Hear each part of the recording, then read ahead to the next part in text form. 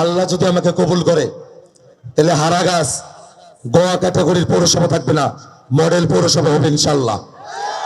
হারাগাছের শ্রমিকদের ন্যায্য মজুরি আমরা নিশ্চিত করবো ইনশাল্লাহ। আল্লাহ যদি কবুল করে প্রত্যেক শ্রমিককে বাধ্যতামূলক স্বাস্থ্য বীমা মালিকদেরকে করে দিতে হবে ইনশাল্লাহ। ওই মালিকেরা যারা আছে তারা চাঁদাবাজি মুক্ত ব্যবসা করবে ইনশাল্লাহ। তারা ব্যবসা আরো বাড়াবে সেই ব্যবস্থা আমরা করবো ইনশাল্লাহ।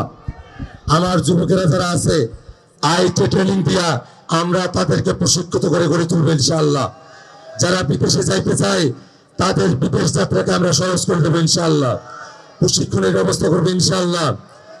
আর এই যে ধন্যদের ব্রিজ কায় ওইটা উদ্বোধন করবে, কোন আল্লাহের নাম আসবে, কোন মালিকের নাম আসবে, কোন মহাজনের নাম আসবে, এই অবস্থাতে যদি হয়ে যায় ওমান নামে তাহলে আর একগুলো মালিকের কষ্ট, মহাজনের কষ্ট, জমিদারের কষ্ট।